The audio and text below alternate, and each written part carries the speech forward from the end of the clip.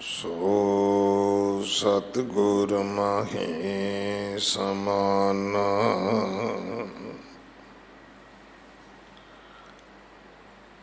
एह बाणी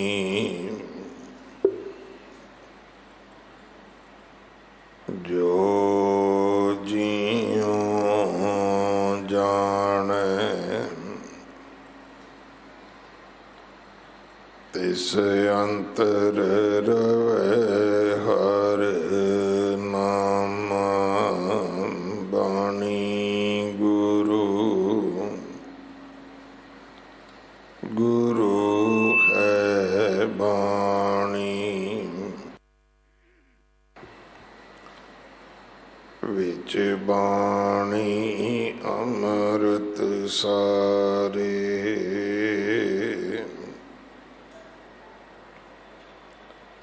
गुर बाणी कहे सेवक जन मानै। पर तख गुरु निस्तारे,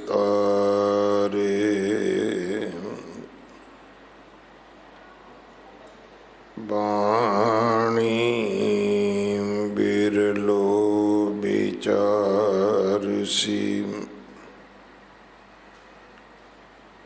जे को गुरमुख होए,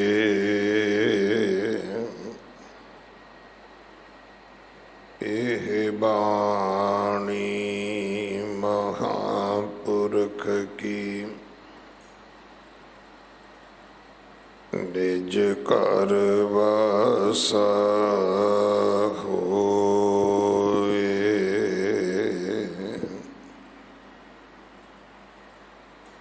असंख मूरख अंध कोर, असंख चोर हराम खोर।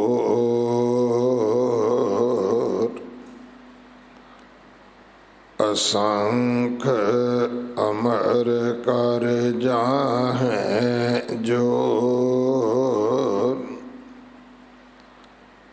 असंख गल वड हत्या कमाहें। असंख पापी पाप कर जाहें। असंख कूड़ियार कूड़े फिराहें। असंख मलेश मल पख खाहें। असंख निंदक सिर करें पार। नानक नीच कहे विचार, वारिया ना जावां एक बार। जो तुद पावे साई भली कार। तू सदा सलामत निरंकार। जो तुद पावे साई भली कार। तू सदा सलामत निरंकार।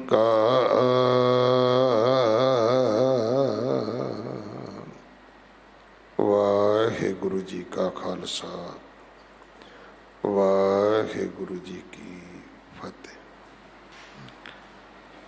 जपजी साहिब जी की बाणी दी ये 18वीं पौड़ी धन श्री गुरु ग्रंथ साहिब पातशाह महाराज जी दे 4 अंग ते दर्ज है। इस दी विचार भाई गुरविंदर सिंह जी रतक आप जी नूं सरवण करवाउणगे। एक दिन का उन्हां दा समा है साडे पास। प्रबंधक सेवादारां वल्लों भाई साहब जी का बहुत बहुत धन्यवाद। अज मेरी पीरी दे मालक दल पंजन सूरमे गुरु वड्डे जोधे पर उपकारी सतगुरु गुरु हरगोबिंद साहब महाराज जी का गुरता गद्दी निशानी गुरपुरब है। आप सारिया संगतां नूं लख लख लख लख वधाइयां। अज शाम नूं 5 बजे तो लैके रात 10 बजे तक गुरुद्वारा साहब मजनू का टिला विखे बहुत चाह उमा शरदा सत्कार दे नाल ये पावन गुरपुरब मनाया जाएगा। आप सारिया संगतां नूं बेनती है कि आप जी जरूर हाजरियां भरो। अमृत संचार हर एतवार 11 बजे हुंदा है। गुरु घर की सेवा दे विच गुरु के लंगरां वास्ते रसद कड़ा प्रशाद की देग वास्ते देसी घ्यो, बाला साहब हॉस्पिटल वास्ते बैड तो लैके वेंटीलेटर तक कोई भी सेवा आप जी भेज सकते हो। वलंटीयर सेवा दे विच आप जी भी शामिल होवो। आधार कार्ड की कापी दे के आप जी कार्ड बनवा सकते हो। हफ्ते विच एक दिन आके जरूर सेवा करो। सेवा करते समय कार्ड अपने गले विच पा के रखो। जो बाला प्रीतम गुरु हरकृष्ण साहब महाराज जी दे पवित्र नाम तो 550 साल ते 550 बच्चे अडाप्ट किए गए सन और फिर अगे कोविड आ गया, स्कूल भी बंद रहे।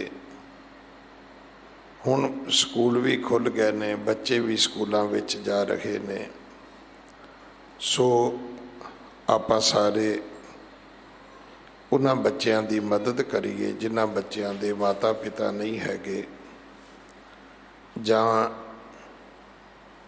माता पिता इतने गरीब ने कि वो वर्दियां किताबां फीसां बच्चों नूं पढ़न वास्ते नहीं दे सकते। सो आपां अपने परिवार वालों हिस्सा पाइए। अगले समय वास्ते आप जी गुरबाणी विचार सरवण करो। वाहिगुरु जी का खालसा वाहिगुरु जी की फतेह।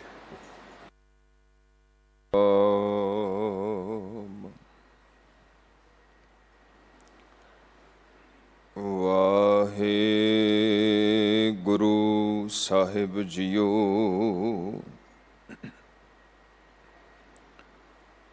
कच्चों कंचन भयो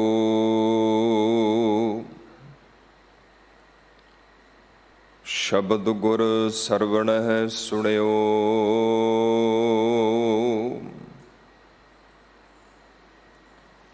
बिखते अमृत होयो नाम सत गुरमुख पढ़ियो।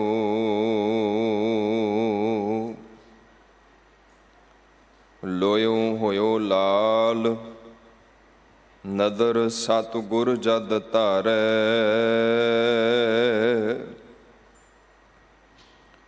पाहन मानिक करे ज्ञान गुर कहो विचारै।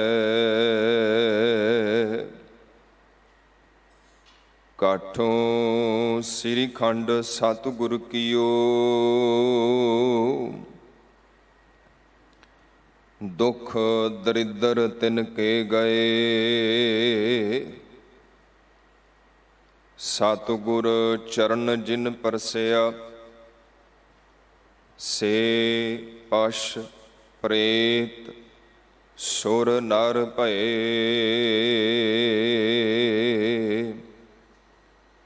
ਸਤਿਗੁਰ ਚਰਨ ਜਿਨ ਪਰਸਿਆ, ਸੇ ਪਸ਼ ਪ੍ਰੇਤ ਸੁਰ ਨਰ ਭਏ।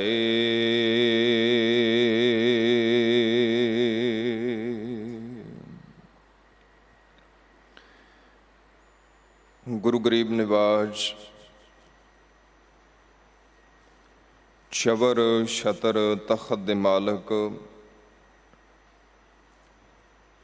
ਗਿਆਨ ਦੇ ਮਹਾਨ ਸੋਮੇ ਗਿਆਨ ਗੁਰੂ,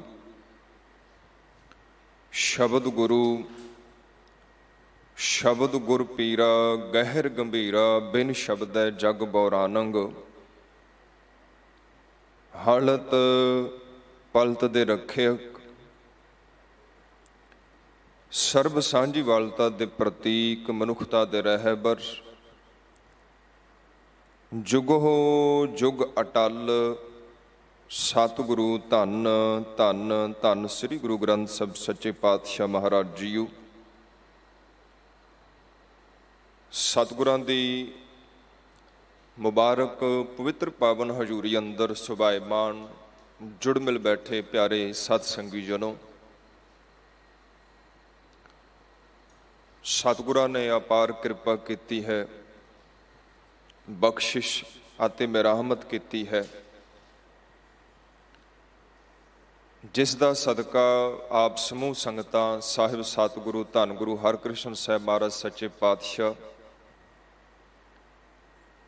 ਤਿੰਨਾਂ ਦੇ ਪਾਵਨ ਪਵਿੱਤਰ ਇਤਿਹਾਸਿਕ ਸਥਾਨ ਗੁਰਦੁਆਰਾ ਬੰਗਲਾ ਸਾਹਿਬ ਵਿਖੇ ਹਾਜ਼ਰੀ ਭਰ ਕੇ ਆਪਣੇ ਵਡਮੁੱਲੇ ਬੇਸ਼ਕੀਮਤੀ ਜੀਵਨ, ਸਮੇਂ ਅਤੇ ਸਵਾਸਾਂ ਨੂੰ ਸਫਲਾ ਕਰਨ ਦਾ ਸਫਲ ਯਤਨ ਕਰ ਰਹੇ ਹੋ।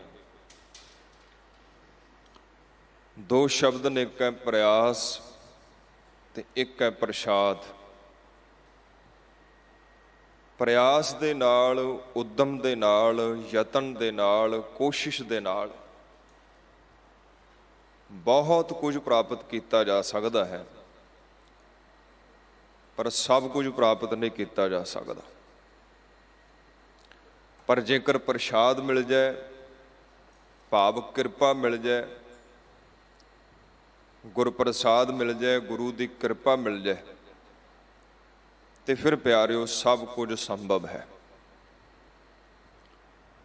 ਔਰ ਗੁਰੂ ਦੀ ਕਿਰਪਾ ਤੋਂ ਬਿਨਾਂ ਇਹ ਘੜੀਆਂ ਜਿਹੜੀਆਂ ਨੇ ਉਹ ਨਸੀਬ ਨਹੀਂ ਹੁੰਦੀਆਂ। ਸੋ ਸਤਿਗੁਰਾਂ ਦਾ ਤਰਸ ਹੈ, ਜੋ ਸਤਿਗੁਰਾਂ ਦੇ ਚਰਨਾਂ 'ਚ ਬੈਠ ਕਰਕੇ ਸਤਿਗੁਰਾਂ ਦੀ ਪਵਿੱਤਰ ਬਾਣੀ ਸਰਵਣ ਕਰ ਆਪਣੇ ਵਡਮੁੱਲੇ ਜੀਵਨ ਨੂੰ, ਬੇਸ਼ਕੀਮਤੀ ਜੀਵਨ ਨੂੰ ਸਫਲਾ ਕਰਨ ਦਾ ਸਫਲ ਯਤਨ ਆਪ ਜੀ ਕਰ ਰਹੇ ਹੋ। ਗੁਰੂ ਪਿਆਰਿਆਂ ਪਾਸੋਂ ਆਪ ਜੀ ਨੇ ਆਸਾ ਜੀ ਕੀ ਵਾਰ ਦਾ ਸ਼ਬਦ ਕੀਰਤਨ ਸਰਵਣ ਕੀਤਾ। ਉਪਰੰਤ ਜੋ ਲੜੀਵਾਰ ਸ਼ਬਦ ਵਿਚਾਰ ਚੱਲ ਰਹੀ ਹੈ,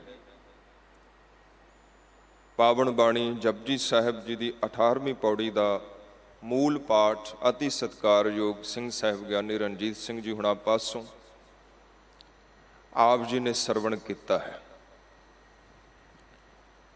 ਅੱਜ ਦਾ ਦਿਹਾੜਾ ਸਿੱਖ ਜਗਤ ਦੇ ਲਈ ਬਹੁਤ ਖਾਸ ਹੈ, ਬਹੁਤ ਹੀ ਵਡਮੁੱਲਾ ਹੈ। ਮੀਰੀ ਪੀਰੀ ਦੇ ਦਾਤਾ ਬੰਦੀ ਛੋੜ ਸਤਿਗੁਰੂ ਧੰਨ ਸਤਿਗੁਰੂ ਗੁਰੂ ਹਰਗੋਬਿੰਦ ਸਾਹਿਬ ਸੱਚੇ ਪਾਤਸ਼ਾਹ ਮਹਾਰਾਜ ਜੀਆਂ ਦਾ ਗੁਰਤਾ ਗੱਦੀ ਦਿਵਸ ਹੈ। ਆਪ ਸਮੂਹ ਸੰਗਤਾਂ ਨੂੰ ਮਹਾਰਾਜ ਜੀ ਦੇ ਗੁਰਤਾ ਗੱਦੀ ਦਿਵਸ ਦੀਆਂ ਲੱਖ ਲੱਖ ਵਧਾਈਆਂ ਪੇਸ਼ ਕੀਤੀਆਂ ਜਾਂਦੀਆਂ ਨੇ।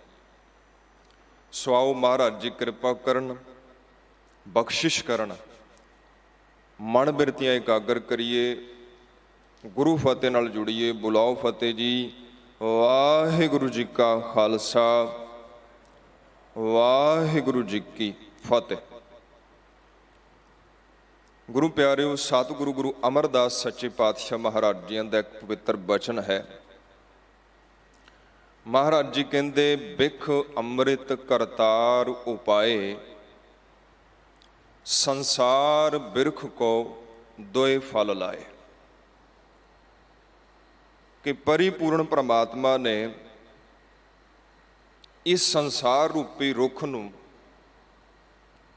ਦੋ ਤਰ੍ਹਾਂ ਦੇ ਫਲ ਲਾਏ ਨੇ, ਦੋ ਫਲ ਲਾਏ ਨੇ।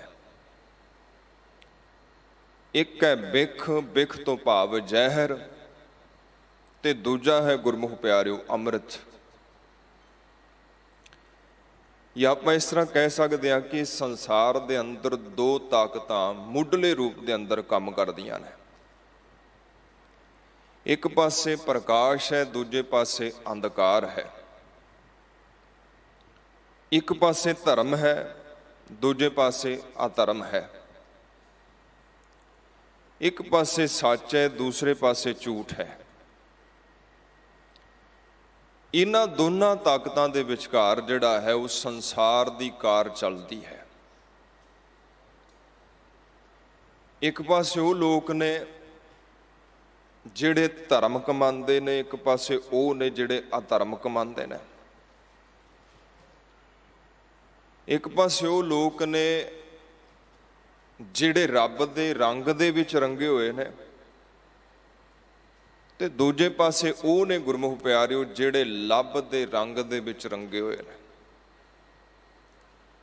ਜਿਨ੍ਹਾਂ ਬਾਬਤ ਸਤਿਗੁਰੂ ਜੀ ਕਹਿੰਦੇ, ਤਨ ਮਾਇਆ ਪਾਹਿਆ ਪਿਆਰੇ, ਲੀਤੜਾ ਲੱਭ ਰੰਗਾਏ। ਮੇਰੇ ਕੰਤ ਨਾ ਭਾਵੈ ਚੋਲੜਾ ਪਿਆਰੇ, ਕਿਉ ਤਨ ਸੇਜੈ ਜਾਏ। ਹੁਣ ਸਤਿਗੁਰੂ ਗੁਰੂ ਨਾਨਕ ਸੱਚੇ ਪਾਤਸ਼ਾਹ ਮਹਾਰਾਜ ਜੀ ਨੇ ਇਸ ਪਾਵਨ ਪੌੜੀ ਦੇ ਅੰਦਰ ਉਹਨਾਂ ਦਾ ਜ਼ਿਕਰ ਕੀਤਾ ਹੈ ਜਿਨ੍ਹਾਂ ਦਾ ਜੀਵਨ ਪੂਰਨ ਰੂਪ ਦੇ ਅੰਦਰ ਲੱਭ ਨਾਲ ਰੰਗਿਆ ਹੋਇਆ ਹੈ, ਲੋਭ ਨਾਲ ਰੰਗਿਆ ਹੋਇਆ ਹੈ, ਕਾਮ ਨਾਲ ਰੰਗਿਆ ਹੋਇਆ ਹੈ, ਕ੍ਰੋਧ ਨਾਲ ਰੰਗਿਆ ਹੋਇਆ ਹੈ। ਜਿਨ੍ਹਾਂ ਦੇ ਜੀਵਨ ਦੇ ਅੰਦਰ ਸਿਵਾਏ ਅਧਰਮ ਤੋਂ ਔਰ ਕੱਖ ਵੀ ਨਹੀਂ ਲੱਭਦਾ।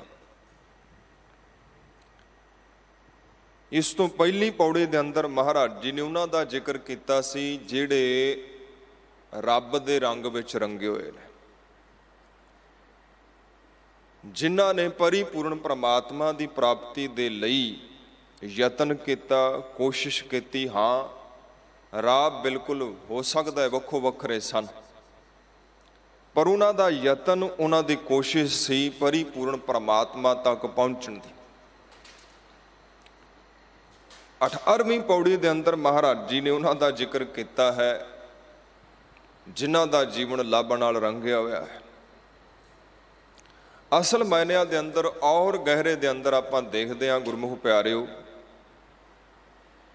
ਤੇ ਦੋਨੋਂ ਪ੍ਰਵਿਰਤੀਆਂ ਜਿਨ੍ਹਾਂ ਦਾ ਜ਼ਿਕਰ ਸਤਿਗੁਰੂ ਜੀ ਕਰਦੇ ਨੇ, ਬਿਖ ਤੇ ਅੰਮ੍ਰਿਤ,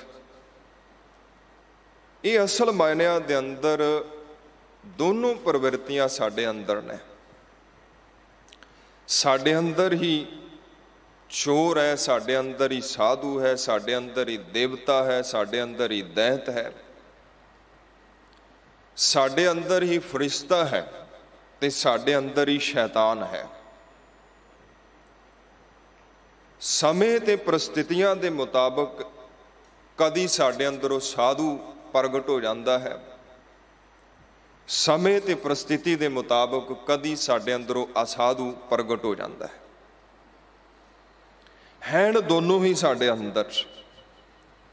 ਜਿਸ ਦੀ ਥੋੜੀ ਜਿਹੀ ਮਾਤਰਾ ਜ਼ਿਆਦਾ ਹੋ ਜਾਂਦੀ ਉਹ ਪ੍ਰਗਟ ਹੋ ਜਾਂਦਾ ਹੈ, ਜਿਸ ਦੀ ਮਾਤਰਾ ਘਟ ਜਾਂਦੀ ਉਹ ਅਪਰਗਟ ਰਹਿੰਦਾ ਹੈ।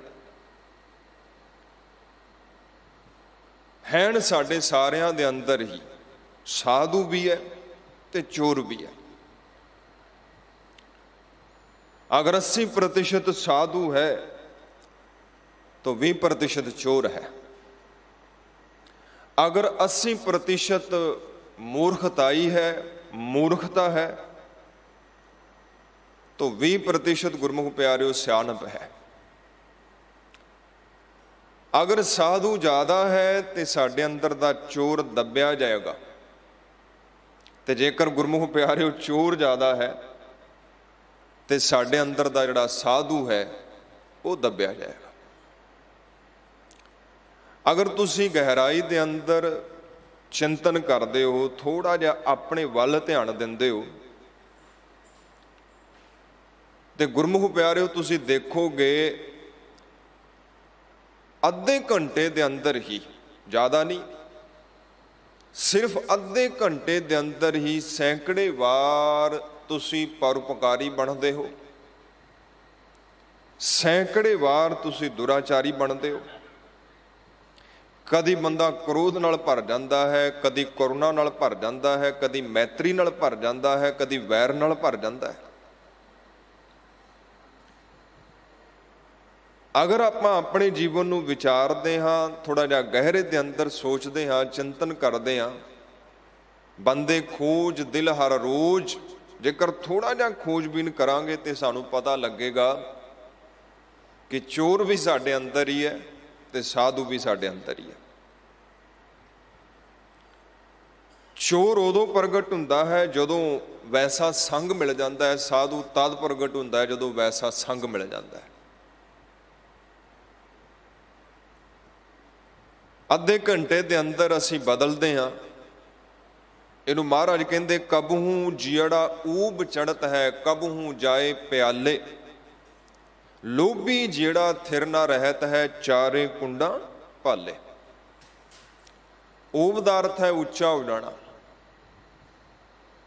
ਇੰਨਾ ਉੱਚਾ ਹੋ ਜਾਣਾ ਕਿ ਜੈਸੇ ਦੇਵਤੇ ਜੀਵਨ ਬਸਰ ਕਰਦੇ ਨੇ, ਸੰਤ ਜੀਵਨ ਬਸਰ ਕਰਦੇ ਨੇ, ਰੱਬ ਦੇ ਪਿਆਰੇ ਜੀਵਨ ਬਸਰ ਕਰਦੇ ਨੇ। ਕਦੀ ਤੇ ਅਸੀਂ ਇੰਨਾ ਉੱਚਾ ਆਪਣਾ ਜੀਵਨ ਦੇਖਦੇ ਹਾਂ ਦੇਵਤਿਆਂ ਤੋਂ, ਊਬ ਚੜ੍ਹਦਾ ਹੈ। ਪਰ ਮਹਾਰਾਜ ਕਹਿੰਦੇ ਕਈ ਵਾਰੀ ਐਸਾ ਵੀ ਹੋ ਜਾਂਦਾ, ਕਬਹੂ ਜਾਏ ਪਿਆਲੇ, ਸਾਡਾ ਜੀਵਨ ਇਤਨਾ ਜ਼ਿਆਦਾ ਡਿੱਗ ਪੈਂਦਾ ਹੈ, ਅਸੀਂ ਇਤਨੇ ਜ਼ਿਆਦਾ ਗਿਰਾਵਟ ਚਲੇ ਜਾਂਦੇ ਹਾਂ, ਸਾਡੀ ਮਨੋਦਸ਼ਾ ਜਿਹੜੀ ਹੈ ਉਹ ਦੈਂਤਾਂ ਤੋਂ ਵੀ ਬੁਰੀ ਹੋ ਜਾਂਦੀ ਹੈ। ਇਹ ਤੇ ਗੁਰੂ ਤਰਸ ਕਰਦਾ ਹੈ, ਬਲਿਹਾਰੀ ਗੁਰ ਆਪਣੇ ਦੇਹਵਾੜੀ ਸਦਵਾਰ, ਜਿਨ ਮਾਨਸ ਤੇ ਦੇਵਤੇ ਕੀਏ ਕਰਤ ਨਾ ਲਾਗੀ ਵਾਰ। ਜੀਵਨ ਬਦਲਦਾ ਰਹਿੰਦਾ ਹੈ। ਔਰ ਸਤਿਗੁਰੂ ਧੰਨ ਗੁਰੂ ਨਾਨਕ ਸੱਚੇ ਪਾਤਸ਼ਾਹ ਮਹਾਰਾਜ ਜੀ ਨੇ ਜੋ ਕਿਰਪਾ ਕੀਤੀ ਹੈ, ਇਸ ਪਾਵਨ ਪੌੜੀ ਦੇ ਅੰਦਰ 17ਵੀਂ ਪੌੜੀ ਦੇ ਅੰਦਰ ਉਹਨਾਂ ਦੀ ਮਨੋਦਸ਼ਾ ਨੂੰ ਬਿਆਨ ਕੀਤਾ ਸੀ ਜਿਨ੍ਹਾਂ ਦਾ ਜੀਵਨ ਹਮੇਸ਼ਾ ਉੱਚੇ ਸਤਰ ਤੇ ਰਹਿੰਦਾ ਹੈ। ਔਰ 18ਵੀਂ ਪੌੜੀ ਦੇ ਅੰਦਰ ਮਹਾਰਾਜ ਜੀ ਉਹਨਾਂ ਦੀ ਮਨੋਦਸ਼ਾ ਨੂੰ ਬਿਆਨ ਕਰਦੇ ਨੇ ਜਿਨ੍ਹਾਂ ਦਾ ਜੀਵਨ ਆਲੇ ਦਰਜੇ ਦਾ ਨੀਵਾਂ ਹੈ, ਅੱਤ ਦਾ ਨੀਵਾਂ ਹੈ। ਫਿਰ ਦੁਬਾਰਾ ਬੇਨਤੀ ਕਰਦੇ ਹਾਂ ਕਿ ਦੋਵੇਂ ਚੀਜ਼ਾਂ ਸਾਡੀ ਮਨੋਦਸ਼ਾ ਨੂੰ ਬਿਆਨ ਕਰਦੀਆਂ ਨੇ। ਸਤਿਗੁਰ ਨੇ ਸਾਡੀ ਮਨੋਦਸ਼ਾ ਨੂੰ ਬਿਆਨ ਕੀਤਾ ਹੈ ਕਿ ਅਸੰਖ ਵਾਰ ਅਸੀਂ ਸਾਧੂ ਬਣਦੇ ਹਾਂ, ਅਸੰਖ ਵਾਰ ਅਸੀਂ ਚੋਰ ਬਣਦੇ ਹਾਂ। ਅਸੰਖਾਂ ਹੀ ਲੋਕ ਨੇ ਜਿਨ੍ਹਾਂ ਦੀ ਮਨੋਦਸ਼ਾ ਚੋਰਾਂ ਵਾਲੀ ਹੈ, ਅਸੰਖੀ ਲੋਕ ਨੇ ਜਿਨ੍ਹਾਂ ਦੀ ਮਨੋਦਸ਼ਾ ਸਾਧੂਆਂ ਵਾਲੀ ਹੈ। ਪਾਤਸ਼ਾਹ ਜੀ ਕਿਰਪਾ ਕਰਦੇ ਨੇ, ਅਸੰਖ ਮੂਰਖ ਅੰਧ ਘੋਰ, ਕਿ ਇਸ ਪਰਮਾਤਮਾ ਦੀ ਰਚੀ ਹੋਈ ਸ੍ਰਿਸ਼ਟੀ ਦੇ ਅੰਦਰ ਅਸੰਖ ਲੋਕ ਮੂਰਖ ਮਨੋਦਸ਼ਾ ਦੇ ਅੰਦਰ ਵਿਚਰਨ ਕਰਦੇ ਨੇ। ਔਰ ਮਹਾਰਾਜ ਜੀ ਨੇ ਇੱਥੇ ਸਿਰਫ ਮੂਰਖ ਨਹੀਂ ਕਿਹਾ, ਬਲਕਿ ਅੱਗੇ ਸ਼ਬਦ ਵਰਤਿਆ ਹੈ ਅੰਧ ਘੋਰ, ਭਾਵ ਕਿ ਮਹਾ ਮੂਰਖ। ਹੁਣ ਮਹਾ ਮੂਰਖ ਕੌਣ ਹੈ? ਜਦੋਂ ਆਪ ਜੀ ਗੁਰੂ ਕੀ ਪਾਵਨ ਬਾਣੀ ਪੜ੍ਹੋਗੇ ਨਾ,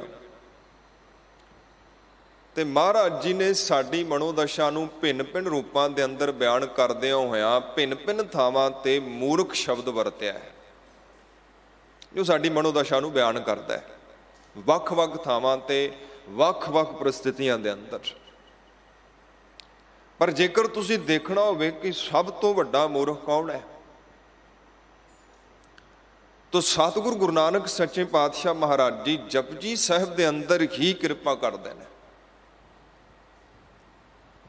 ਮਹਾਰਾਜ ਜੀ ਕਹਿੰਦੇ ਕੇਤੇ ਲੈ ਲੈ ਮੂਕਰ ਪਾਹੇ, ਕੇਤੇ ਮੂਰਖ ਖਾਹੀ ਖਾਹੇ।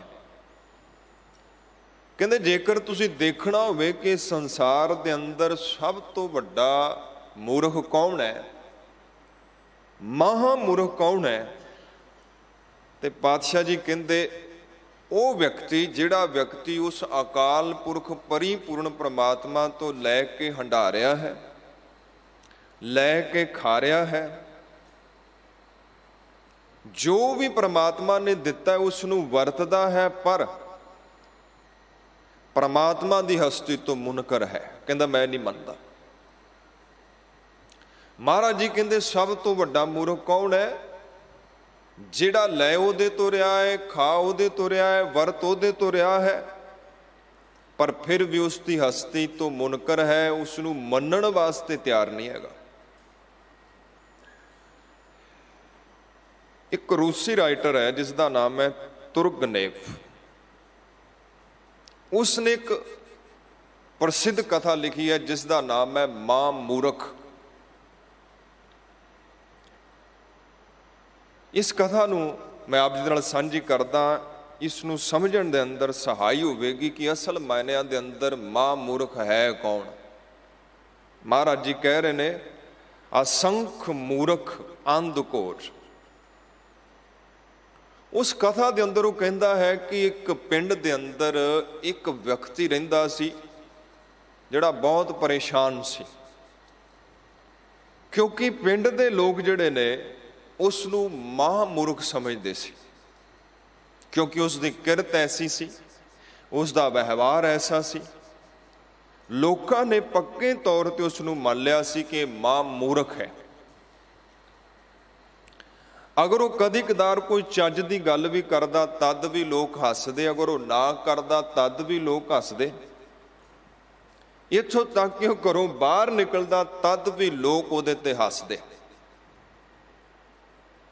ਉਹ ਬੜਾ ਫਿਕਰਮੰਦ ਸੀ। ਹੁਣ ਤੇ ਐਸੀ ਹਾਲਤ ਹੋ ਗਈ ਸੀ ਕਿ ਉਹ ਘਰੋਂ ਬਾਹਰ ਨਹੀਂ ਸੀ ਨਿਕਲਦਾ, ਸੁੰਗੜਿਆ ਸੁੰਗੜਿਆ, ਡਰਿਆ ਡਰਿਆ, ਪਰੇਸ਼ਾਨ ਜਿਹਾ ਆਪਣੇ ਘਰ 'ਚ ਬੈਠਾ ਰਹਿੰਦਾ ਸੀ। ਕਹਿੰਦੇ ਕਿ ਇੱਕ ਦਿਨ ਉਸੇ ਨਗਰ ਦੇ ਅੰਦਰ ਇੱਕ ਫਕੀਰ ਆ ਗਿਆ। ਇਹ ਖਬਰ ਉਸ ਮਹਾਂਮੂਰਖ ਨੂੰ ਵੀ ਮਿਲ ਗਈ ਕਿ ਇੱਕ ਫਕੀਰ ਆਇਆ ਹੈ। ਦਿਨੇ ਤੇ ਉਹਦੇ ਕੋਲ ਗਿਆ ਨਹੀਂ, ਪਰ ਰਾਤ ਨੂੰ ਉਹਦੇ ਕੋਲ ਗਿਆ, ਜਾ ਕੇ ਉਹਦੇ ਪੈਰ ਫੜੇ, ਕਹਿਣ ਲੱਗਾ ਫਕੀਰ ਸਾਈਂ, ਮੇਰੀ ਹਾਲਤ ਬਹੁਤ ਮਾੜੀ ਹੋ ਚੁੱਕੀ ਹੈ, ਕਿਉਂਕਿ ਲੋਕ ਮੈਨੂੰ ਮਹਾਂਮੂਰਖ ਸਮਝਦੇ ਨੇ। ਕਿ ਮੈਂ ਇਸੇ ਤਰ੍ਹਾਂ ਹੀ ਮਰ ਜਾਵਾਂਗਾ? ਮੇਰੇ ਤੇ ਵੀ ਕੋਈ ਤਰਸ ਕਰੋ ਤਾਂ ਜੋ ਕੋਈ ਥੋੜੀ ਬਾਤੀ ਮਾਤੀ ਮੈਨੂੰ ਆ ਜਾਏ, ਕੋਈ ਥੋੜੀ ਬਾਤੀ ਬੁੱਧੀ ਮੈਨੂੰ ਮਿਲ ਜਾਏ। ਜਦੋਂ ਉਸ ਮਹਾਂਮੂਰਖ ਨੇ ਬੇਨਤੀ ਕੀਤੀ ਨਾ, ਤੇ ਫਕੀਰ ਕਹਿਣ ਲੱਗਾ ਕਿ ਹਾਂ, ਇੱਕ ਮੰਤਰ ਹੈ ਜਿਸ ਦੇ ਨਾਲ ਲੋਕ ਤੈਨੂੰ ਮਹਾਂਮੂਰਖ ਨਹੀਂ ਸਮਝਣਗੇ, ਬਲਕਿ ਤੈਨੂੰ ਮਹਾਂਗਿਆਨੀ ਕਹਿਣਗੇ।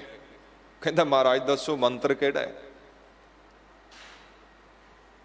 ਉਹ ਫਕੀਰ ਨੇ ਕਿਹਾ ਵੀ ਇਸ ਤਰ੍ਹਾਂ ਕਰ, ਨਿੰਦਾ ਕਰਨੀ ਸ਼ੁਰੂ ਕਰ ਦੇ। ਉਹ ਕਹਿੰਦਾ ਮਹਾਰਾਜ ਇਹਦੇ ਨਾਲ ਕੀ ਹੋਏਗਾ? ਕਹਿੰਦਾ 7 ਦਿਨ ਤੂੰ ਨਿੰਦਾ ਕਰ, ਤੈਨੂੰ ਪਤਾ ਲੱਗ ਜਾਏਗਾ ਵੀ ਇਹਦੇ ਨਾਲ ਹੋਏਗਾ ਕੀ। 7 ਦਿਨ ਨਿੰਦਾ ਕਰਨ ਤੋਂ ਬਾਅਦ ਤੂੰ ਮੇਰੇ ਕੋਲ ਆਉਣਾ ਹੈ, ਫਿਰ ਮੈਂ ਤੈਨੂੰ ਦੱਸਾਂਗਾ ਵੀ ਇਹਦੇ ਨਾਲ ਬਣਨਾ ਕੀ, ਇਹਦੇ ਨਾਲ ਹੋਣਾ ਕੀ ਹੈ।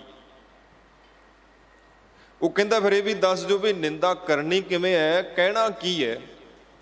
ਉਹ ਫਕੀਰ ਕਹਿਣ ਲੱਗਾ ਵੀ ਕਰਨਾ ਕੁਝ ਨਹੀਂ, ਹਮੇਸ਼ਾ ਨਾ ਪੱਖੀ ਜਵਾਬ ਦੇਣਾ ਹੈ, ਹਮੇਸ਼ਾ ਨਕਾਰਾਤਮਕ ਰਹਿਣਾ ਹੈ।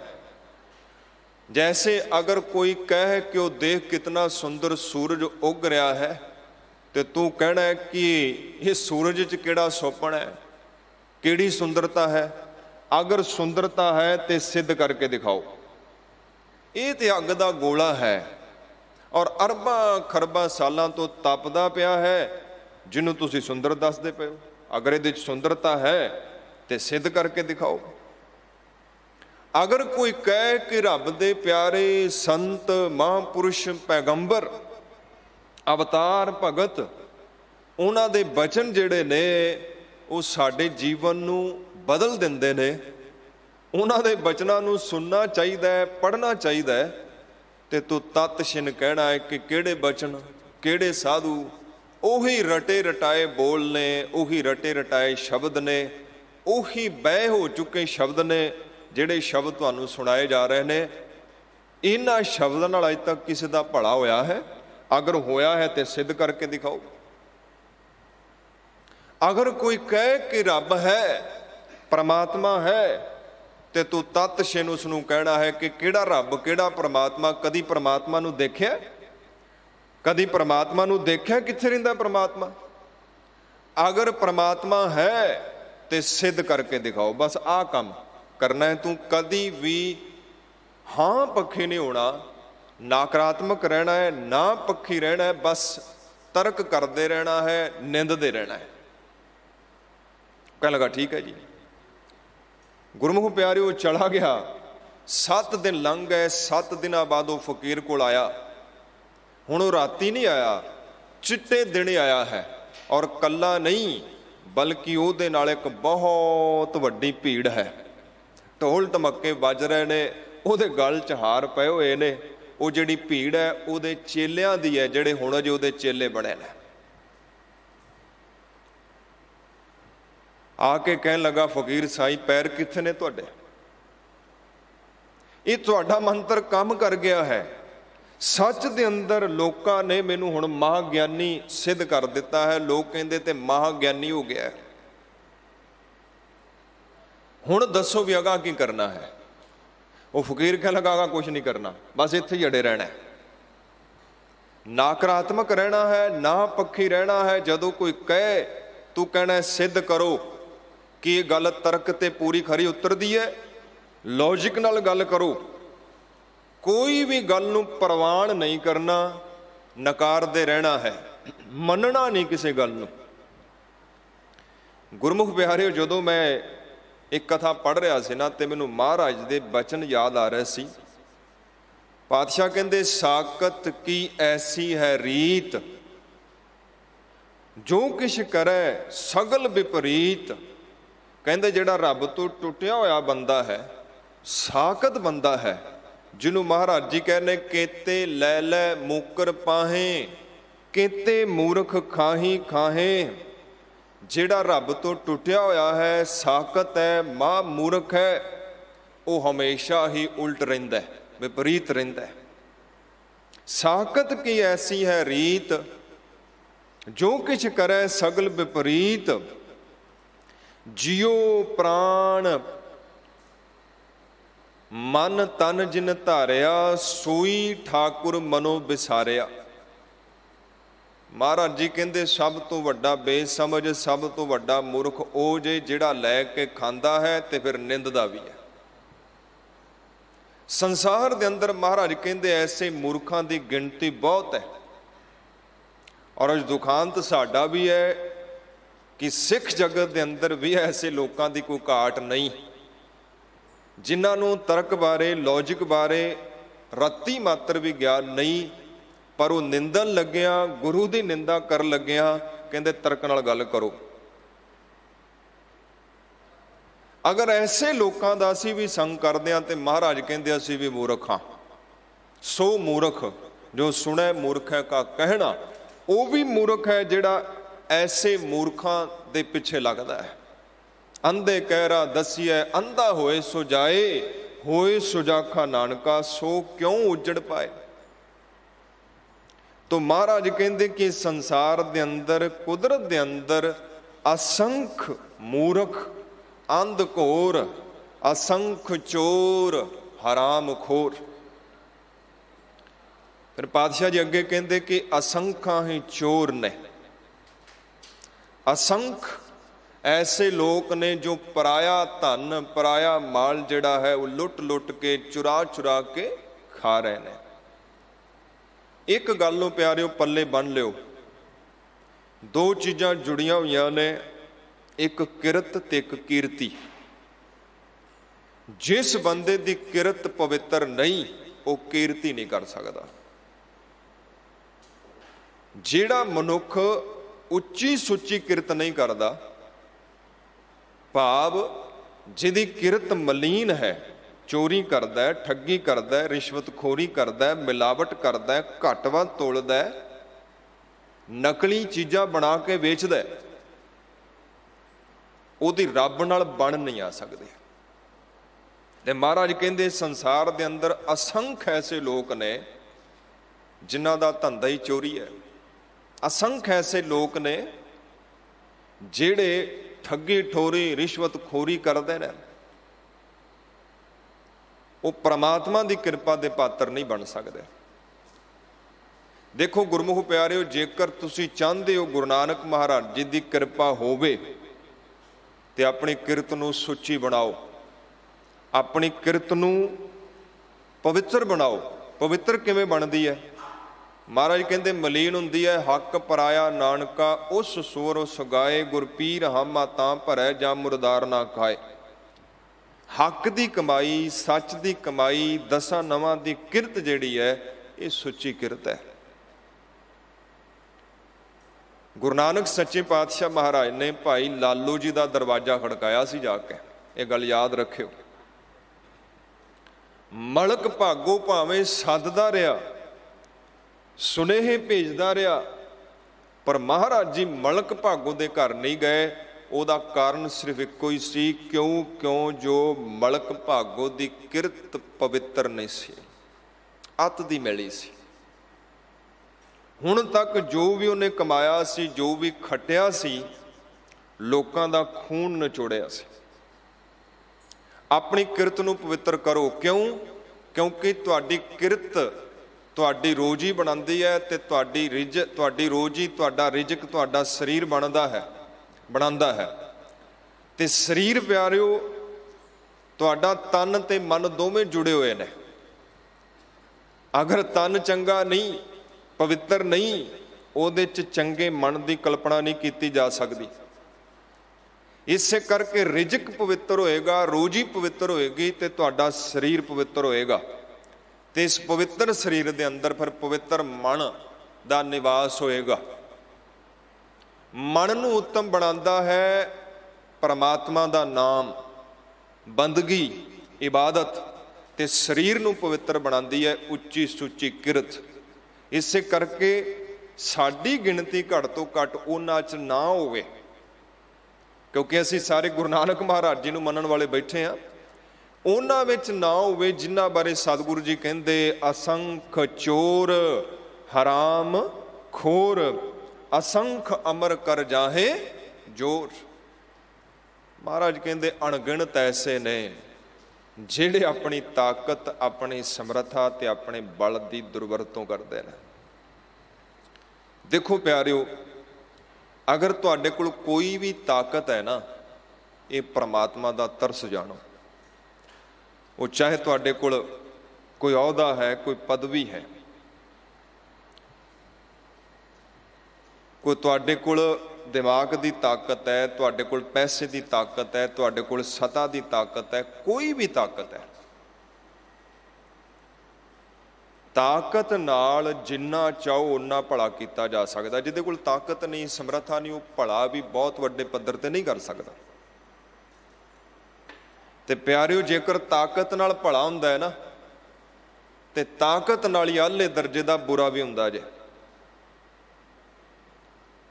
ਅਗਰ ਤੁਹਾਡੇ ਕੋਲ ਸਮਰੱਥਾ ਹੈ, ਅਗਰ ਤੁਹਾਡਾ ਹੁਕਮ ਚੱਲਦਾ ਹੈ, ਤੇ ਫਿਰ ਉਸ ਹੁਕਮ ਦੇ ਨਾਲ ਭਲਾ ਕਰੋ, ਜਿੰਨਾ ਵੀ ਹੋ ਸਕਦਾ ਭਲਾ ਕਰੋ।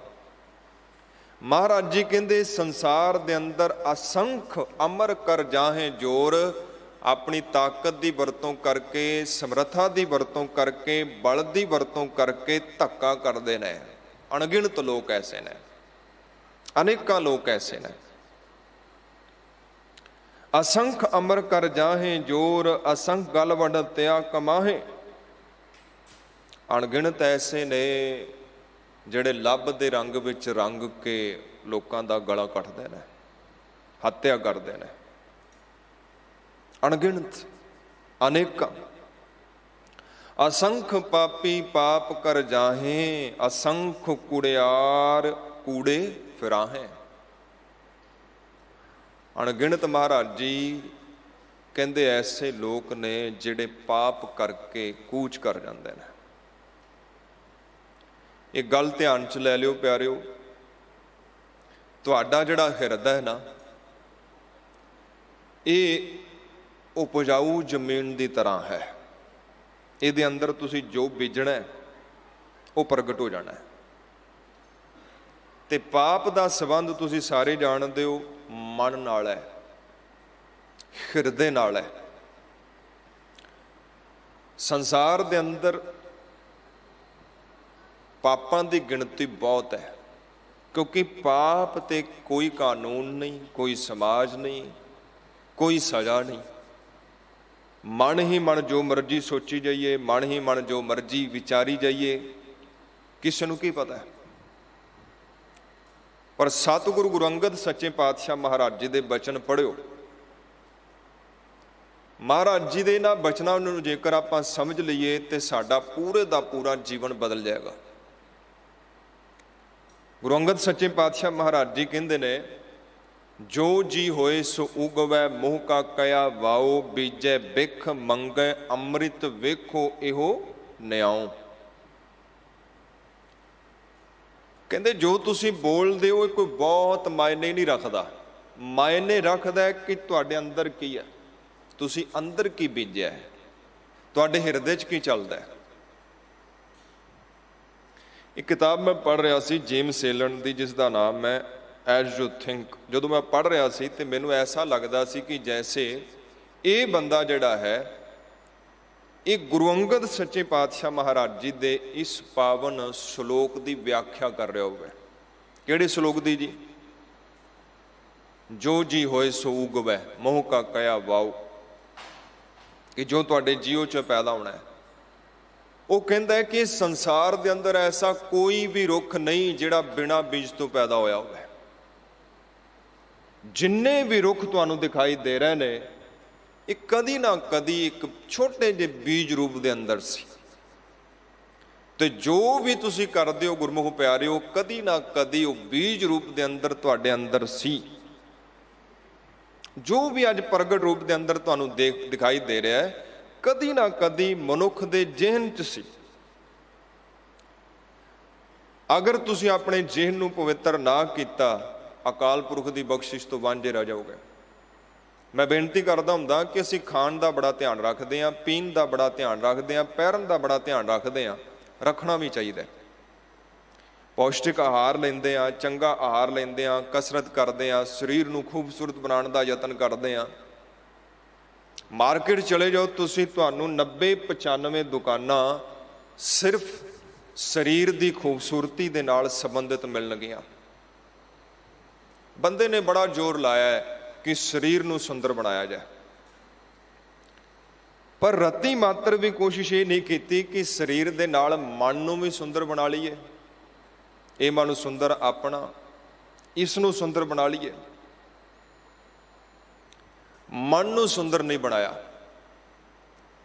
ਜਿੰਨਾ ਜ਼ੋਰ ਗੁਰਮੁਖ ਪਿਆਰਿਓ ਸਰੀਰ ਨੂੰ ਸੁੰਦਰ ਬਣਾਉਣ ਤੇ ਲਾਇਆ ਹੈ, ਰੱਤੀ ਮਾਤਰ ਵੀ ਅਗਰ ਥੋੜਾ ਜਿਹਾ ਵੀ ਯਤਨ ਕੀਤਾ ਹੁੰਦਾ ਨਾ ਮਨ ਨੂੰ ਸੁੰਦਰ ਬਣਾਉਣ ਦਾ, ਤੇ ਜ਼ਿੰਦਗੀ ਹੋਰ ਹੋਣੀ ਸੀ। ਮਨ ਨੂੰ ਕਿਵੇਂ ਸੁੰਦਰ ਬਣਾਇਆ ਜਾ ਸਕਦਾ ਹੈ? ਬੀਜਣਾ ਚੰਗਾ ਪੈਣਾ ਹੈ। ਜਿਵੇਂ ਤੁਸੀਂ ਖੁਰਾਕ ਦਾ ਧਿਆਨ ਰੱਖਦੇ ਹੋ ਨਾ, ਇਸੇ ਤਰ੍ਹਾਂ ਧਿਆਨ ਰੱਖਣਾ ਪਏਗਾ ਕਿ ਮਨ 'ਚ ਕੀ ਚੱਲਦਾ ਹੈ, ਵਿਚਾਰ ਕੈਸੇ ਨੇ।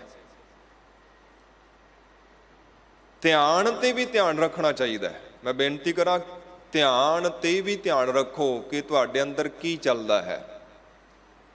ਔਰ ਜੇਕਰ ਤੁਸੀਂ ਆਪਣੇ ਆਪ ਨੂੰ ਜਾਣਨਾ ਹੋਵੇ ਨਾ ਵੀ ਤੁਸੀਂ ਕੈਸੇ ਹੋ, ਕਿਵੇਂ ਦੇ ਹੋ, ਬਸ ਇਤਨਾ ਕੁ ਜਾਣ ਲਓ ਕਿ ਤੁਹਾਡੇ ਅੰਦਰ ਚੱਲਦਾ ਕੀ ਹੈ। ਕਾਮ ਨਾਲ ਸੰਬੰਧਿਤ ਵਿਚਾਰ ਚੱਲਦੇ ਨੇ ਕਿ ਰਾਮ ਨਾਲ ਸੰਬੰਧਿਤ ਚੱਲਦੇ ਨੇ, ਕ੍ਰੋਧ ਨਾਲ ਕਿ ਕਰੁਣਾ ਨਾਲ। ਜੋ ਬਹੁਤਾ ਤੁਹਾਡੇ ਅੰਦਰ ਚੱਲਦਾ ਤੁਸੀਂ ਉਹੀ ਹੋ। ਤੇ ਮਹਾਰਾਜ ਜੀ ਕਹਿੰਦੇ ਕਿ ਅਸੰਖ ਅਣਗਿਣਤ ਵਿਅਕਤੀ ਐਸੇ ਨੇ ਜਿਨ੍ਹਾਂ ਦਾ ਹਿਰਦਾ ਪਾਪਾਂ ਨਾਲ ਭਰਿਆ ਰਹਿੰਦਾ ਹੈ, ਜਿਨ੍ਹਾਂ ਦਾ ਹਿਰਦਾ ਕੂੜੇ ਨਾਲ ਭਰਿਆ ਰਹਿੰਦਾ ਹੈ। ਕੂੜੇ ਦੀ ਜਗ੍ਹਾ ਕਿੱਥੇ ਹੁੰਦੀ ਹੈ ਜੀ? ਕੂੜੇ ਦੀ ਜਗ੍ਹਾ ਡਸਟਬਿਨ ਹੁੰਦੀ ਹੈ। ਆਪਣੇ ਹਿਰਦੇ ਨੂੰ ਡਸਟਬਿਨ ਨਾ ਬਣਾਓ, ਇਹਨੂੰ ਪਵਿੱਤਰ ਰੱਖੋ, ਪਾਕ ਰੱਖੋ। ਪਵਿੱਤਰ ਰੱਖਣਾ ਜ਼ਰੂਰੀ ਕਿਉਂ ਹੈ?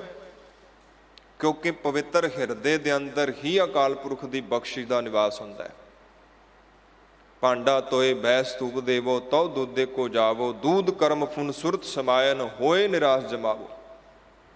ਕਹਿੰਦੇ ਜਦੋਂ ਗੌਤਮ ਬੁੱਧ ਨੇ ਸੰਸਾਰੀ ਯਾਤਰਾ ਪੂਰੀ ਕੀਤੀ ਨਾ, ਤੇ ਸਰਦਾਂਜਲੀ ਸਭਾ ਦੇ ਅੰਦਰ ਉਹਨਾਂ ਦੇ ਇੱਕ ਬੜੇ ਪਿਆਰੇ ਸੇਵਕ, ਅਨੰਨ ਸੇਵਕ, ਜਿਸ ਦਾ ਨਾਮ ਸੀ ਉਪਾਲੀ, ਉਸ ਨੇ ਸਰਦਾਂਜਲੀ ਦਿੱਤੀ। ਤੇ ਸਰਦਾਂਜਲੀ ਦੇ ਅੰਦਰ ਉਸ ਨੇ 2-3 ਗੱਲਾਂ ਕਹੀਆਂ। ਪਹਿਲੀ ਗੱਲ ਜਿਹੜੀ ਉਸ ਨੇ ਕਹੀ, ਕਹਿੰਦਾ ਕਿ ਸਾਡਾ ਮਿੱਤਰ ਸਿਧਾਰਥ ਕਿਤੇ ਗਿਆ ਨਹੀਂ ਹੈ, ਉਹ ਸਾਡੀਆਂ ਅੱਖਾਂ ਦੇ ਵਿੱਚ ਪ੍ਰਕਾਸ਼ ਬਣ ਕੇ ਟਿਕ ਗਿਆ ਹੈ, ਜਿਹਦੇ ਕੋਲ ਅੱਖਾਂ ਹੋਣਗੀਆਂ ਉਹ ਦੇਖ ਲਏਗਾ। ਦੂਜੀ ਗੱਲ ਉਸਨੇ ਕਹੀ, ਕਹਿੰਦਾ ਕਿ ਇਸ ਸਭਾ ਦੇ ਅੰਦਰ 7 ਦੇਸ਼ਾਂ ਦੇ ਰਾਜੇ ਆਏ ਹੋਏ ਨੇ, ਤੇ ਉਹ ਸੱਤੋਂ ਦੇ ਸੱਤੋਂ ਜਿਹੜੇ ਨੇ ਉਹ ਗੌਤਮ ਬੁੱਧ ਦੀਆਂ ਅਸਥੀਆਂ ਜਿਹੜੀਆਂ ਨੇ ਉਹਨਾਂ ਨੂੰ ਆਪਣੇ ਨਾਲ ਲੈ ਕੇ ਜਾਣਾ ਚਾਹੁੰਦੇ ਨੇ, ਤੇ ਉੱਥੇ ਉਹ ਸਤੂਪ ਬਣਾਉਣਾ ਚਾਹੁੰਦੇ ਨੇ ਗੌਤਮ ਬੁੱਧ ਦਾ। ਕਹਿੰਦਾ ਮੈਂ ਉਹਨਾਂ ਨੂੰ ਨਿਮਰਤਾ ਨਾਲ ਕਹਿਣਾ ਚਾਹੁੰਦਾ ਹਾਂ ਕਿ ਸਾਡਾ ਮਿੱਤਰ ਸਿਧਾਰਥ, ਉਹ ਪੱਥਰਾਂ ਨਾਲ ਪਿਆਰ ਨਹੀਂ ਕਰਦਾ। ਅਗਰ ਪੱਥਰਾਂ ਨਾਲ ਪ੍ਰੇਮ ਕਰਦਾ ਹੁੰਦਾ, ਇੱਟਾਂ ਨਾਲ, ਚੂਨੇ ਨਾਲ, ਗਾਰੇ ਨਾਲ ਪ੍ਰੇਮ ਕਰਦਾ ਹੁੰਦਾ, ਤੇ ਉਹ ਕਦੀ ਵੀ ਕਪਲ ਵਸਤੂ ਛੱਡ ਕੇ ਨਾ ਆਉਂਦਾ। ਸਾਡੇ ਮਿੱਤਰ ਦਾ ਰਹਿਣ ਦਾ ਥਾਂ ਸਾਡਾ ਹਿਰਦਾ ਹੈ। ਤੀਜੀ ਗੱਲ ਉਸਨੇ ਕਹੀ ਕਿ ਸਾਡਾ ਮਿੱਤਰ ਸਿਧਾਰਥ ਸਾਡੇ ਲਈ ਔਖਾ ਕੰਮ ਕਰ ਗਿਆ ਹੈ। ਉਹ ਸਾਨੂੰ ਕਹਿ ਕੇ ਗਿਆ ਹੈ ਕਿ ਅੱਜ ਤੋਂ ਬਾਅਦ ਮੈਂ ਤੁਹਾਡੇ ਹਿਰਦਿਆਂ 'ਚ ਵਾਸ ਕਰਨਾ ਹੈ, ਮੇਰਾ ਘਰ ਤੁਹਾਡੇ ਹਿਰਦੇ ਨੇ। ਔਰ ਔਖਾ ਕੰਮ ਕੀ ਕਰ ਗਿਆ? ਉਸ ਤੋਂ ਪਹਿਲਾਂ ਸਾਡੇ ਹਿਰਦੇ ਮੈਲੇ ਸੀ, ਕਚੈਲੇ ਸੀ, ਜੈਸੇ ਮਰਜ਼ੀ ਸੀ, ਠੀਕ ਸੀ, ਪਰ ਹੁਣ ਸਾਨੂੰ ਆਪਣਾ ਹਿਰਦਾ ਪਵਿੱਤਰ ਰੱਖਣਾ ਪੈਣਾ ਹੈ। ਕਿਉਂ ਜੋ ਸਾਡਾ ਮਿੱਤਰ ਸਿਧਾਰਥ ਸਾਡੇ ਹਿਰਦੇ 'ਚ ਨਿਵਾਸ ਕਰੇਗਾ। ਗੁਰਮੁਖ ਪਿਆਰਿਓ, ਗੁਰੂ ਨਾਨਕ ਮਹਾਰਾਜ ਜੀ ਚਾਹੁੰਦੇ ਹੋ ਤੁਹਾਡੇ ਹਿਰਦੇ 'ਚ ਨਿਵਾਸ ਕਰਨ, ਤੇ ਆਪਣੇ ਹਿਰਦੇ ਨੂੰ ਪਾਪਾਂ ਤੋਂ ਮੁਕਤ ਕਰੋ। ਜੋ ਮਰਜ਼ੀ ਨਾ ਸੋਚੇ ਜਾਇਆ ਕਰੋ, ਜੋ ਚੱਲਦਾ ਉਹ ਚੱਲਦਾ ਰਹੇ, ਕਿਉਂਕਿ ਕਿਸ ਨੇ ਦੇਖਣਾ ਨਹੀਂ। ਜੋ ਤੁਹਾਡੀ ਸੋਚ ਹੈ ਉਹਦੇ ਤੇ ਧਿਆਨ ਦਿਓ। ਅਗਰ ਧਿਆਨ ਨਹੀਂ ਦਿਓਗੇ ਤੇ ਤੁਹਾਡੀ ਸੋਚ ਹੀ ਤੁਹਾਡੇ ਲਈ ਐਸੇ ਸੰਗਲ ਬਣਾ ਦੇਗੀ ਕਿ ਬਾਹਰ ਨਹੀਂ ਨਿਕਲ ਪਾਓਗੇ। ਅਗਰ ਪਵਿੱਤਰ ਸੋਚ ਹੈ ਤੇ ਤੁਹਾਡੀ ਸੋਚ ਹੀ ਜੀਵਨ ਦੇ ਉਹ ਰਾਹ ਖੋਲ ਦੇਗੀ ਜਿਨ੍ਹਾਂ ਦੀ ਤੁਸੀਂ ਕਲਪਨਾ ਵੀ ਨਹੀਂ ਕਰ ਸਕਦੇ। ਤੋ ਕਹਿਣ ਤੋਂ ਭਾਵ ਮਹਾਰਾਜ ਕਹਿੰਦੇ ਅਸੰਖ ਪਾਪੀ ਪਾਪ ਕਰ ਜਾਹੇ, ਕਿ ਅਣਗਿਣਤ ਐਸੇ ਲੋਕ ਨੇ ਜਿਹੜੇ ਸੰਸਾਰ 'ਚ ਆਉਂਦੇ ਨੇ ਪਾਪ ਕਰਕੇ, ਗੁਨਾਹ ਕਰਕੇ, ਅਪਰਾਧ ਕਰਕੇ। ਕਿਉਂਕਿ ਪਾਪ ਬੀਜ ਹੈ, ਗੁਨਾਹ ਫਿਰ ਫਲ ਹੈ, ਅਪਰਾਧ ਫਲ ਹੈ। ਜੇਕਰ ਤੁਸੀਂ ਬੀਜਿਆ ਪਾਪ ਹੈ ਤੇ ਪੈਦਾ ਤੇ ਜੋ ਹੋਏਗਾ ਤੁਹਾਨੂੰ ਪ੍ਰਾਪਤ ਹੋਏਗਾ। ਜੋ ਬੀਜੈ ਸੋ ਲੁਣੈ, ਕਰਮਾ ਸੰਦੜਾ ਖੇਤ। असंख पापी पाप कर जाहें, असंख कुड़ियार कूड़े फिराहें, असंख मलेश मल भख खाहें। मलेश तो भाव है मलीन मत, माड़ी मत, खोटी मत। खोटी मत हमेशा ही खोटे विचार पैदा करेगी। मलीन मत हमेशा ही मैले पासे तुहानूं लैके जाएगी। महाराज जी कहते अणगिणत ऐसे लोग ने जिहड़े मलेश ने, भाव मैली मत दे धारनी ने, वो भी खा जा रहे हैं जिहड़ा खाण योग नहीं, अखाज भी खाई जा रहे हैं। असंख मलेश मल भख खाहें, असंख निंदक सिर करें भार। महाराज जी कहते अणगिणत लोग, अणगिणत ऐसे व्यक्ति ने जिन्हों ने निंदा कर करके अपने सिर ते बोझ बनाया हुआ है। गुरमुख प्यारे एक गल याद रखियो, दुनिया का सब तो खतरनाक रस है निंदा। ये रोग भी है ते रस भी है। ਨਿੰਦਾ ਰੋਗ ਹੈ ਤੇ ਰਸ ਵੀ ਹੈ। ਅਗਰ ਤੁਸੀਂ ਗੁਰੂ ਨਾਨਕ ਮਹਾਰਾਜ ਜੀ ਨੂੰ ਪੁੱਛੋਗੇ ਨਾ, ਤੇ ਮਹਾਰਾਜ ਜੀ ਸਭ ਤੋਂ ਬੁਰਾ ਰੋਗ ਮੰਨਦੇ ਨੇ ਨਿੰਦਾ ਨੂੰ। ਚੂੰਕਿ ਰਸ ਹੈ, ਇਸੇ ਕਰਕੇ ਰੋਗ ਦਿਖਾਈ ਨਹੀਂ ਦਿੰਦਾ। ਨਿੰਦਾ ਕਰੀ ਜਾਂਦੇ ਆ, ਕਰੀ ਜਾਂਦੇ ਆ, ਕਰੀ ਜਾਂਦੇ ਆ। ਮਹਾਰਾਜ ਜੀ ਕਹਿੰਦੇ ਸਾਡੇ ਤਰ੍ਹਾਂ ਅਣਗਿਣਤ ਲੋਕ ਜਿਹੜੇ ਨੇ ਉਹ ਨਿੰਦਾ ਕਰ ਕਰਕੇ ਸੰਸਾਰੀ ਯਾਤਰਾ ਪੂਰੀ ਕਰ ਜਾਂਦੇ ਨੇ। ਨਿੰਦਾ ਕਿਉਂ ਨਹੀਂ ਕਰਨੀ ਚਾਹੀਦੀ? ਹੁਣੇ ਮੈਂ ਬੇਨਤੀ ਕਰ ਰਿਹਾ ਸੀ ਕਿ ਤੁਹਾਡੇ ਜਿਹੜੇ ਵਿਚਾਰ ਨੇ ਤੁਹਾਡੀ ਜ਼ਿੰਦਗੀ ਨੂੰ ਬਣਾਉਂਦੇ ਨੇ। ਤੁਸੀਂ ਲਾਅ ਆਫ ਗ੍ਰੈਵਿਟੀ ਬਾਰੇ ਪੜ੍ਹਿਆ ਹੋਣਾ ਹੈ, ਤੁਸੀਂ ਲਾਅ ਆਫ ਅਟਰੈਕਸ਼ਨ ਬਾਰੇ ਪੜ੍ਹਿਆ ਹੋਣਾ ਹੈ। ਇਹ ਦੋਨੋਂ ਨਿਯਮ ਇੱਕ ਢੰਗ ਨਾਲ ਕੰਮ ਕਰਦੇ ਨੇ। ਲਾਅ ਆਫ ਅਟਰੈਕਸ਼ਨ ਭਾਵ ਕੁਝ ਚੀਜ਼ਾਂ ਨੂੰ ਤੁਸੀਂ ਖਿੱਚਦੇ ਹੋ, ਕੁਝ ਚੀਜ਼ਾਂ ਤੁਹਾਨੂੰ ਖਿੱਚਦੀਆਂ ਨੇ। ਇਹ ਧਰਤੀ ਜਿਹੜੀ ਹੈ ਇਹ ਸਾਨੂੰ ਖਿੱਚਦੀ ਹੈ, ਇਸੇ ਕਰਕੇ ਆਪਾਂ ਇਹਦੇ ਨਾਲ ਅਸੀਂ ਜੁੜੇ ਹੋਏ ਹਾਂ। ਜੇਕਰ ਇਹ ਛੱਡਦਾ ਆਪਾਂ ਸਪੇਸ ਦੇ ਅੰਦਰ ਗੁੰਮ ਹੋ ਜਾਈਏ। ਨਿੰਦਾ ਕਰਨ ਦੇ ਲਈ ਤੁਹਾਡਾ ਧਿਆਨ ਔਗੁਣਾਂ ਵੱਲ ਹੋਣਾ ਚਾਹੀਦਾ ਹੈ, ਕਮੀਆਂ ਵੱਲ ਹੋਣਾ ਚਾਹੀਦਾ ਹੈ, ਖਾਮੀਆਂ ਵੱਲ ਹੋਣਾ ਚਾਹੀਦਾ ਹੈ। ਗੁਣ ਦੀ ਤੇ ਨਿੰਦਾ ਨਹੀਂ ਨਾ ਹੁੰਦੀ ਜੀ। ਕਿਸੇ ਦਾ ਗੁਣ ਹੈ ਉਹਦੀ ਤੇ ਨਿੰਦਾ ਤੁਸੀਂ ਨਹੀਂ ਕਰ ਪਾਓਗੇ। ਨਿੰਦਾ ਕਰਨੀ ਪੈਂਦੀ ਹੈ ਕਮੀਆਂ ਦੀ, ਖਾਮੀਆਂ ਦੀ। ਔਰ ਜਦੋਂ ਤੁਸੀਂ ਨਿੰਦਾ ਕਰਨ ਜਾਓਗੇ ਤੇ ਨਿੰਦਾ ਦੀ ਸਭ ਤੋਂ ਵੱਡੀ ਦਿੱਕਤ ਇਹ ਹੈ ਕਿ ਨਿੰਦਾ ਤੇ ਈਰਸ਼ਾ ਇਹ ਦੋਵੇਂ ਇਕੱਠੇ ਚੱਲਦੇ ਨੇ। ਕੋਈ ਬੰਦਾ ਤੁਹਾਡੇ ਤੋਂ ਅੱਗੇ ਨਿਕਲਦਾ, ਉਹਦੇ ਨਾਲ ਤੁਹਾਨੂੰ ਈਰਸ਼ਾ ਹੁੰਦੀ ਹੈ। ਉਹ ਗੁਣ ਕਰਕੇ, ਸਮਝ ਕਰਕੇ, ਗਿਆਨ ਕਰਕੇ, ਪੈਸੇ ਕਰਕੇ, ਰੁਤਬੇ ਕਰਕੇ, ਜੋ ਤੁਹਾਡੇ ਨਾਲ ਹੈ, ਤੁਹਾਡਾ ਪੜੋਸੀ ਹੈ, ਤੁਹਾਡਾ ਰਿਸ਼ਤੇਦਾਰ ਹੈ, ਤੁਹਾਡਾ ਮਿੱਤਰ ਸੰਬੰਧੀ ਹੈ, ਤੁਹਾਡੇ ਨਾਲ ਕੰਮ ਕਰਨ ਵਾਲਾ ਹੈ, ਤਾਂ ਫਿਰ ਤੁਸੀਂ ਕੀ ਕਰਦੇ ਹੋ? ਅਨਹੋਈਆਂ ਗੱਲਾਂ ਜੋ ਨਹੀਂ ਹੋਈਆਂ ਉਹ ਵੀ ਉਹਦੇ ਬਾਰੇ ਬਣਾ ਕੇ ਦੂਜਿਆਂ ਨਾਲ ਕਰਨਾ ਸ਼ੁਰੂ ਕਰ ਦਿੰਦੇ ਹੋ। ਕਿਉਂਕਿ ਆਪਣੇ ਆਪ ਨੂੰ ਝੂਠੀ ਤਸੱਲੀ, ਝੂਠੀ ਸਾਂਤਵਨਾ ਦੇਣ ਦੇ ਲਈ ਤੁਸੀਂ ਐਸਾ ਕਰਦੇ ਹੋ। ਉਹ ਹਾਰ ਤੁਹਾਡੇ ਤੋਂ ਬਰਦਾਸ਼ਤ ਨਹੀਂ ਹੋ ਰਹੀ, ਪਿੱਛੇ ਰਹਿਣਾ ਤੁਹਾਡੇ ਤੋਂ ਬਰਦਾਸ਼ਤ ਨਹੀਂ ਹੋ ਰਿਹਾ, ਤੇ ਫਿਰ ਤੁਹਾਡੇ ਕੋਲ ਇੱਕੋ ਹੀ ਹੱਲ ਬਚਦਾ ਹੈ, ਉਹ ਬਚਦਾ ਹੈ ਨਿੰਦਾ। ਚਲੋ ਨਿੰਦਾ ਕਰੀ ਜਾਓ। ਹੁਣ ਨਿੰਦਾ ਕਰਨ ਦੇ ਲਈ ਤੁਹਾਨੂੰ ਖਾਮੀਆਂ ਦੇਖਣੀਆਂ ਪੈਣੀਆਂ ਨੇ। ਮਹਾਰਾਜ ਕਹਿੰਦੇ ਨਿੰਦਕ ਐਸੇ ਹੀ ਚਰ ਭਰੀਐ ਜੋ ਕਾਲਰ ਭੀਤ ਗਿਰਈਐ, ਕਿ ਜਿਹੜੀ ਕਲਰ ਦੀ ਕੰਧ ਹੈ ਨਾ, ਹੌਲੀ ਹੌਲੀ ਹੌਲੀ ਹੌਲੀ ਹੌਲੀ ਹੌਲੀ ਕਲਰ ਉਹਨੂੰ ਖਾ ਜਾਂਦਾ ਹੈ, ਉਹ ਡਿੱਗ ਪੈਂਦੀ ਹੈ। ਇਸੇ ਤਰ੍ਹਾਂ ਨਿੰਦਕ ਬੰਦਾ ਹੈ, ਉਹ ਇੰਨਾ ਧਿਆਨ ਰੱਖਦਾ ਹੈ ਖਾਮੀਆਂ ਵੱਲ, ਕਮੀਆਂ ਵੱਲ, ਊਣਤਾਈਆਂ ਵੱਲ, ਕਿ ਉਹ ਊਣਤਾਈਆਂ ਨੂੰ ਖਿੱਚਣਾ ਸ਼ੁਰੂ ਕਰ ਦਿੰਦਾ ਹੈ। ਸਵੇਰ ਤੋਂ ਸ਼ਾਮ ਤੱਕ ਉਹਦਾ ਧਿਆਨ ਹੀ ਊਣਤਾਈਆਂ ਵੱਲ ਹੈ, ਖਾਮੀਆਂ ਵੱਲ, ਕਮੀਆਂ ਵੱਲ ਹੈ। ਉਹ ਸਾਰਾ ਦਿਨ ਕਮੀਆਂ ਨੂੰ ਖਿੱਚਦਾ ਹੈ, ਤੇ ਇੱਕ ਦਿਨ ਐਸਾ ਆ ਜਾਂਦਾ ਹੈ ਜਦੋਂ ਖੁਦ ਖਾਮੀਆਂ ਦਾ ਮੁਜੱਸਮਾ ਬਣ ਜਾਂਦਾ ਹੈ। ਸਿਵਾਏ ਕਮੀਆਂ ਤੋਂ, ਸਿਵਾਏ ਊਣਤਾਈਆਂ ਤੋਂ, ਸਿਵਾਏ ਘਾਟ ਤੋਂ ਉਹਦੇ ਕੋਲ ਕੁਝ ਬਚਦਾ ਨਹੀਂ। ਇਸੇ ਕਰਕੇ ਪਿਆਰਿਓ, ਜੋ ਤੁਸੀਂ ਬਣਨਾ ਨਹੀਂ ਚਾਹੁੰਦੇ ਹੋ ਦੂਜੇ 'ਚ ਨਾ ਦੇਖੋ। ਜਿਹੜੀ ਚੀਜ਼ ਤੁਸੀਂ ਆਪਣੇ ਜੀਵਨ 'ਚ ਨਹੀਂ ਲੈ ਕੇ ਆਉਣਾ ਚਾਹੁੰਦੇ ਹੋ, ਤੁਸੀਂ ਦੂਜੇ 'ਚ ਵੀ ਨਾ ਦੇਖੋ। ਉਹ ਦੇਖੋ ਜੋ ਤੁਸੀਂ ਬਣਨਾ ਚਾਹੁੰਦੇ ਹੋ, ਉਹ ਦੇਖੋ ਜੋ ਤੁਸੀਂ ਲੈ ਕੇ ਆਉਣਾ ਚਾਹੁੰਦੇ ਹੋ। ਕਿਉਂਕਿ ਸੰਸਾਰ ਐਸਾ ਹੈ, ਆਰੰਭ ਵਿੱਚ ਮੈਂ ਬੇਨਤੀ ਕੀਤੀ ਸੀ ਕਿ ਬਿਖ ਵੀ ਹੈ ਇਹਦੇ 'ਚ, ਅੰਮ੍ਰਿਤ ਵੀ ਹੈ। ਤੁਸੀਂ ਚਾਹੋ ਤੇ ਤੁਸੀਂ 4 ਛੁਪੇਰੇ ਅੰਮ੍ਰਿਤ ਹੀ ਅੰਮ੍ਰਿਤ ਦੇਖ ਸਕਦੇ ਹੋ। ਅਗਰ ਤੁਸੀਂ ਚਾਹੋ ਤੇ 4 ਛੁਪੇਰੇ ਜ਼ਹਿਰ ਹੀ ਜ਼ਹਿਰ ਦੇਖ ਸਕਦੇ ਹੋ। ਇਹ ਤੁਹਾਡੇ ਨਜ਼ਰੀਏ ਤੇ ਡਿਪੈਂਡ ਕਰਦਾ ਹੈ।